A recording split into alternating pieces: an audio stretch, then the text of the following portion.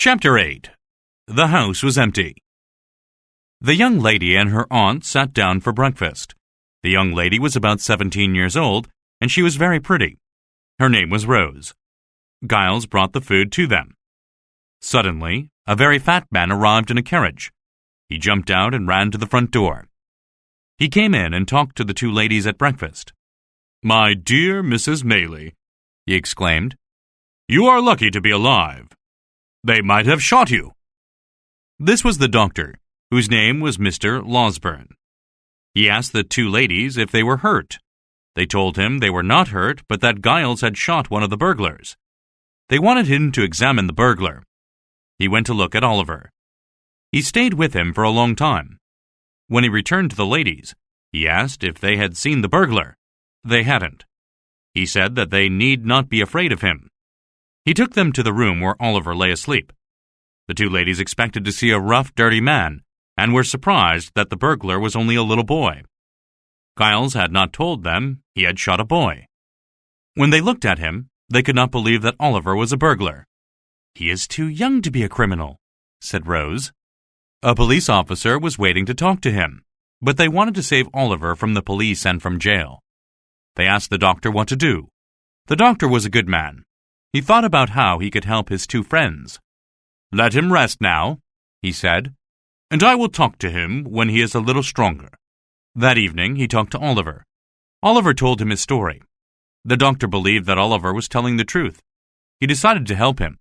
He called Giles and Brittles. "Are you sure that this is the boy you shot?" he asked angrily. Giles and Brittles were worried. They looked at each other and at the police officer. They didn't answer. The doctor asked them again. They still did not answer. They did not dare. Then they heard a noise at the door. "It's the police from London," said Brittles. "We sent for them this morning." Brittles was right. Two men came into the house. Mr. Blathers was large and about 50 years old. Mr. Duff was younger and taller, and he had red hair. Mr. Losberne told them the story of the burglary. The two police officers talked to each other. "These burglars were from the city," they said. "People who live near here are not clever enough to do that." Then they asked about the boy. "Don't worry about him," said the doctor. "One of the servants thought he might have been in the burglary, but he wasn't. It's nonsense."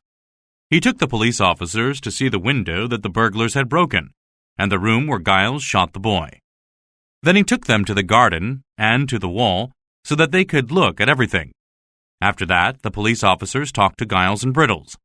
They told their story 6 times, and each time it was different.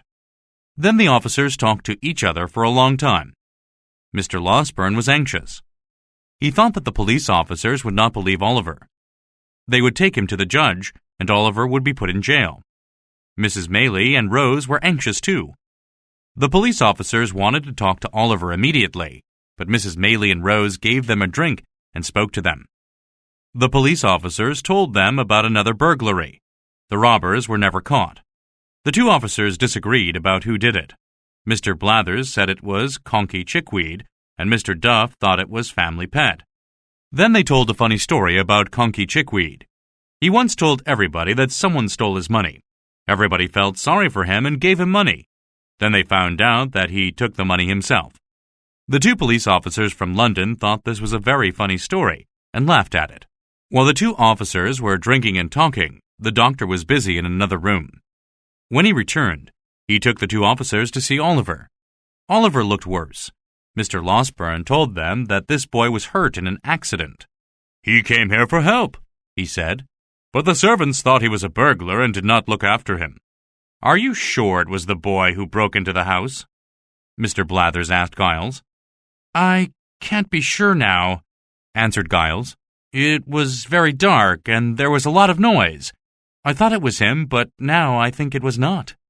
The doctor told them they should let Oliver rest and talk to Brittles in the next room. Brittles told them a different story about the shooting. He did not know if it was the same boy. The two officers went to look at the guns that Giles and Brittles had used. The guns were not loaded.